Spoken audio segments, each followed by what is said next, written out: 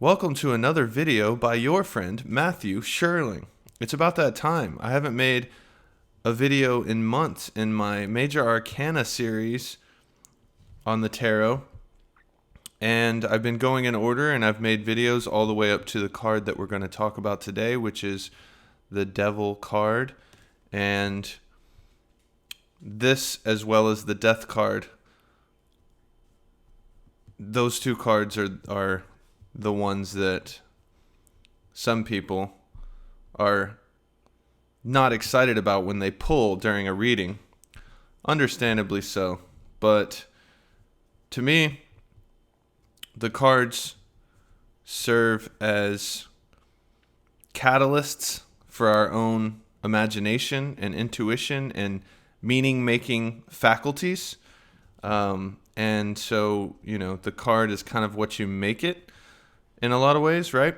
So I am someone who likes to learn about different traditional interpretations of the cards, creative interpretations of the cards, diverse interpretations of the cards from various viewpoints. Some people look at the cards from an astrological lens. Some people look at the cards through an archetypal lens, psychological lens, Kabbalistic lens, Hermetic lens. There's a bunch of different ways to look at these cards, right? And in my opinion, you should look at them in the ways that are most useful to you, whether when you're studying them in general or when you pull them during a reading for yourself or others. So I also think that we might as well interpret them in the most empowering way. I think that each card has a shadow side and a light side, meaning the card represents a certain theme, we'll say, and that theme, if integrated into our lives, we can integrate it in empowering ways or disempowering ways. We can look at how the card is showing us our strengths and weaknesses or our traps and liberations, So it kind of depends on where we are. Certain cards feel more useful to me if I want to think about them and try to kind of keep them in the front of my consciousness during my everyday life. Sometimes maybe I'll need to try to channel or tap into the magician side of me.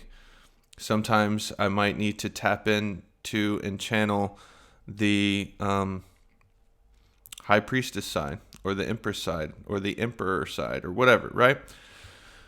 And so this card, the Devil card, to remind you a little bit about the way I'm framing the Major Arcana, one way that I'm framing it is that you have the full card, which is card 0, and then you have 21 other cards, and those 21 other cards can be divided into 3 chapters or something, right? 3 sections.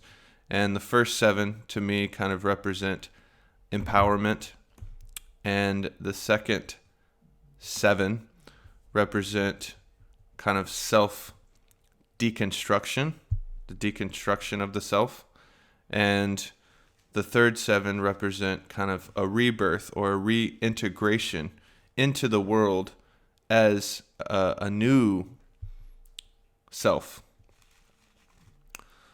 We can think about rebirth as the self we choose and or the self that we let go of. And so this card 14, the Devil card, is the first card in the final chapter of the Fool's Journey.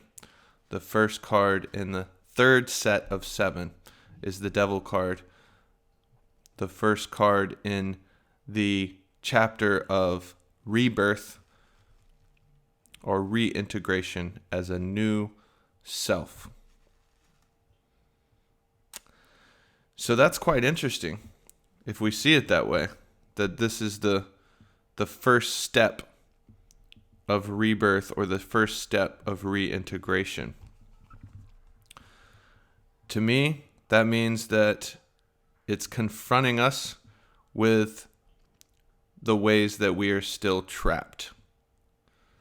You have these two figures that are chained to the devil's box, and it's the masculine and feminine. To me, that's kind of like the masculine and feminine parts of each of us. The masculine and feminine parts of the fool, because to me, the fool represents each of us. And we see a lot of the masculine and feminine balance and dichotomy throughout the tarot cards. Most clearly before this card, we saw it in the Lover's card, right?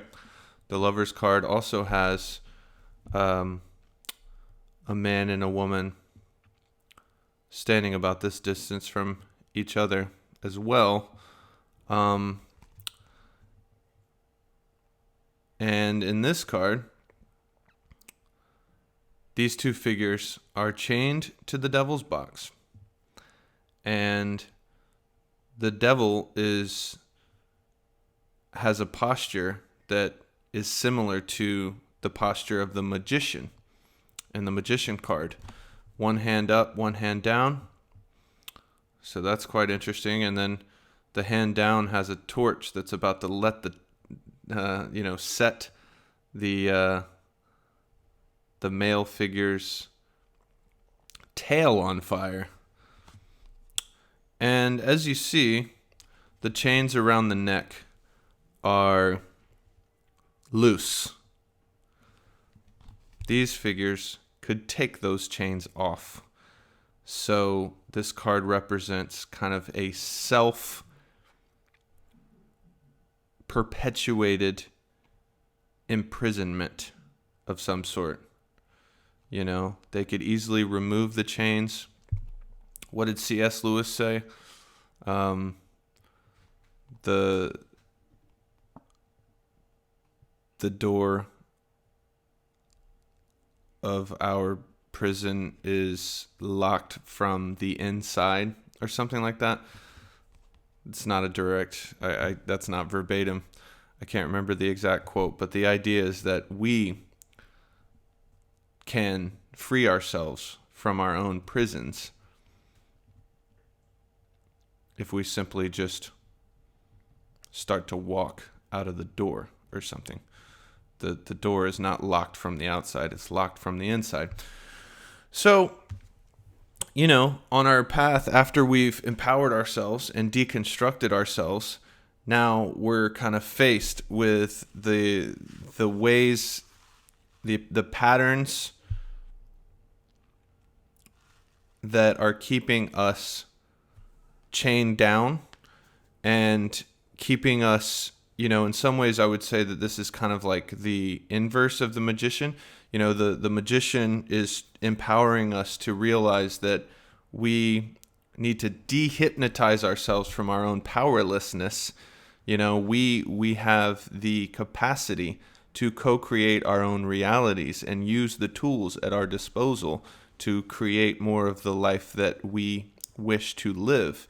And the devil is trying to disempower us archetypally in this card and keep us down and keep us unfree and keep us unaware or untapped into our own agency, right?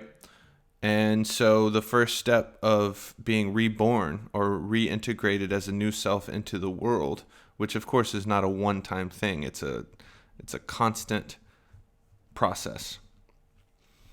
And so part of that constant process of continually being reborn is to look at where we are chained, so to speak, look at the ways and the factors in our lives that disempower us and hypnotize us into believing that we don't have agency.